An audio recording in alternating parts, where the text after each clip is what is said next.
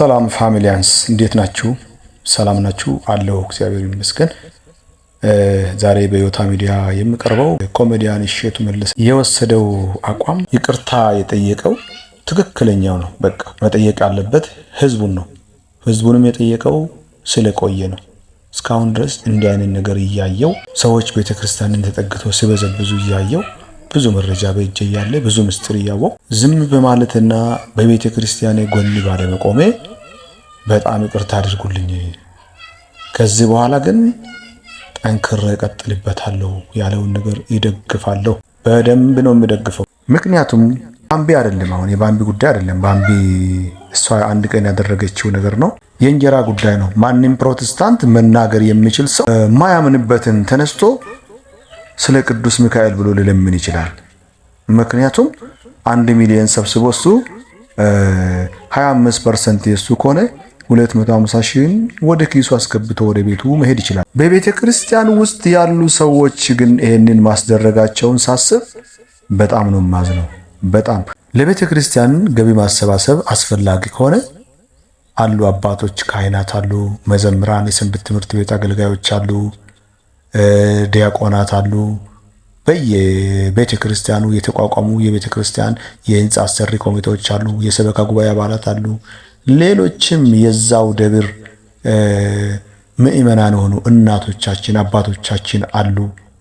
ያለምንም ኮሚሽን በእውነት ለዚህ ደግሞ አገልግሎት ለመስጠት የቆረጠ ሰው ካለ ከዚህ ተነስቶ ደብረ ብርሃን ሊሄድ ይችላል። ከዚህ ተነስቶ ጎንደር ሊሄድ ይችላል። ምናልባት ሐዋሳ ሊሄድ ይችላል። የቻለ ሰው የራሱንም ትራንስፖርት ራሱ ከፍሎ በረከት አግኝቶ ያንን በራሱ ቲክቶክ ላይ ቀርጾ ፕሮግራም ሰርቶ በነፃ ቢያገለግል በትሩፋት ቢያገለግል እጅግ በጣም አሪፍ ነው። በጣም የሚበረታታ። ያ ካልሆነ ግን ሰው ነውና ለዚህ አገልግሎት የሚሆን ትራንስፖርት ተከፍሎት ሻይ ቡና ምግብ ይበላው ተችሎ 2 ቀን 3 ቀን ሊያድር ይችላል። መኝታው ተችሎ የሚመጣ ከሆነ የሰው ስለለፋ የትራንስፖርቱን ብር ሰጥተውት ወደ ቤት ቢሸኙትና እሱ በእውነትም የሚገባውን ያወጣውን ወጪ ተመልሶለት የሚያገለግል አገልጋይ ካለ ይሄ ትሩፋት ነው። የትሩፋት አገልግሎት ነው የሚባለው። ገንዘብ ተከፈለው አይባልም። ግን ውል ተዋውሎ በኮሚሽን ድንጋይ ተሸክሞ እኮ የሚለምኑ ቲክቶከሮች አሉ። መሬት ላይ ተንከባሎ የሚለምኑ አሉ። ልመናቸው የሚጠቀሙት ቃላት ሌሎች ሰዎችን ይነካል። ያ መንካቱ ደግሞ ምንድነው? ከልባቸው አምነውበት ሳይሆን ገንዘብ እየሰሩ ነው። የቤተ ክርስቲያን አባቶችም ገንዘብ ለመሰብሰብ እንጂ ሰውየው ማን ነው አይሉም። ሰውየው እኮ መልአክ አይደለም፣ ሌላ ቦታ አይደለም፣ ወይም 7ኛ ሰማይ ላይ አይደለም የሚኖረው።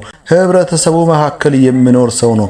በስነ ምግባሩ ምንም ምሳሌ መሆን የማይችል ሰው በአውደ ምሕረት ላይ በተከበረው በተቀደሰው አውደ ምሕረት ላይ ታቦተ ሕጉ ፊት ለፊት ቆሞ መስቀል የጨበጠ ካህን አጠገብ እኩል ቆሞ ያው ከዛ ያ አፈቀላጤ ነገር ነው። ያን ምላሱን ተጠቅሞ የሆነ ነገር ይቀሰቅሳል። ከዛ ምን ያገኛል? ገንዘብ ያገኛል ማለት ነው። ስለዚህ ይሄኛው አካሄድ ነው መርዝ፣ ለቤተ ክርስቲያንም ጠንቅ። ቤተ ክርስቲያን ውስጥ ሆኖ አባቶች ቤተ ክርስቲያንን ለማስነቀፍ ሆን ብሎ እየሰሩ አሁን ከነቆባቸው ከነቀምሳቸው በመናፍቃን አዳራሽ ውስጥ ሄዶ እንደዚህ ነው ብሎ ይሄ ማለት ይሄ ነው፣ በግዕዝ እንደዚህ ነው፣ በአማርኛ እንደዚህ ነው፣ ስለዚህ ሐሰት ነው የሚሉት ቤተክርስቲያናን አናንቆ የሚናገሩት ሰዎች እንደነ ትዝታው ያሉ እንደነ ጽጌ ማን ነው የሚባለው እንደሱ ያሉ ሌሎችም እና አቡነ ተክለ ሃይማኖትን ስዕል የቀደደው ሰውዬ እና ዲያቆን ነበርኩ ምናምን የሚሉት ርጉማን ያሉት ሰዎች እዚህ አሁንም ቤተክርስቲያን ውስጥ የነሱ ቅርት የነሱ ርዝራዦች አሉ። ቤተክርስቲያንን የሚያስነቅፉ ማን ጠፍቶ ነው? ሰው ጠፍቶ ነው እንደ ካህን ጠፍቶ ነው? ዲያቆን ጠፍቶ ነው? የዛ ደብር አገልጋይ ጠፍቶ ነው እንደ ባምቢን ከሺሻ ቤት አውጥቶ ወስዶ እዛ ፊት ለፊት ላይ አቁሞ እንድትለምን የሚያደርጉት? ስለዚህ እነዚህን ካህናት ነው መርምሮ በስነ ስርዓት ቅጣት መቅጣት ከፈለገ ቤተክርስቲያንን ከሚያስነቅፍ ይውጣና ሚመኖ ነው ይኖር። አይ አልፈልግም ካለ ሚሄድ አዳራሽ ሞልቷል ይጨፍር ሄዶ። ስለዚህ ቤተክርስቲያና በቃ ሰው ገፋች። ደግሞ ቲክቶክ ላይና ፌስቡክ ላይ ሁላችንም ኃጢአተኞች ነን ማንን ይወቅሳል የሚል አይነት ጥቅስ ይጠቀማሉ። አትፍረድ ይፈረድብሃል ምናምን። ስለዚህ ለሰው መሰናክል መሆን የለየለት ከባዱ ኃጢአት ነው። ከዚህ እንጠንቀቅ ነው የሚለው። የእሸቱ መለሰ ህዝቡን ይቅርታ ጠይቋል። ከዚህ በኋላ ገፍተይበት በደንብ ሂድበት ነው የሚለው። በደንብ ሌሎችንም አንተን እየመሰሉ አንተን የሚደግፉትን አይነት በወግና በማህበረሰብ እሴት ላይ ባህላችን፣ ማንነታችን፣ ክብራችን፣ አስተዳደጋችን የድሮውን እየመሰለ አይደለም ብለ የጀመርከውን ቀጥል። ሰመረ ባሪያው የሚባል የማህበራዊ ሚዲያ አንቂ ዩቲዩብ ላይ የሚሰራውን አውቃለሁ። አሁንም አንተም ተቀላቀል። ሌሎችም አይነት ይሄንን ግቡና ይሄንን የቲክቶክ እና የዩቲዩብ ጡረተኛዎችን ጠራርጋችሁ ከዚህ ከፕላትፎርም ላይ አጥፉ። ራሷን ልታጠፋ ነው ብሎ ደግሞ ሊያስፈራሩን ይሞክራሉ። ራስን ማጥፋት የፈለገ ሰው እግዚአብሔር ይቀጣዋል፣ ኃጢአት ነው ብሎ ማስተማር ነው። እምቢ ብሎ ራሱን ካጠፋ ዛት ይዛብቱ የራሱ ጉዳይ ነው። ስለዚህ ይሄንን ለማለት ነው። እሺ ቀጥልበት።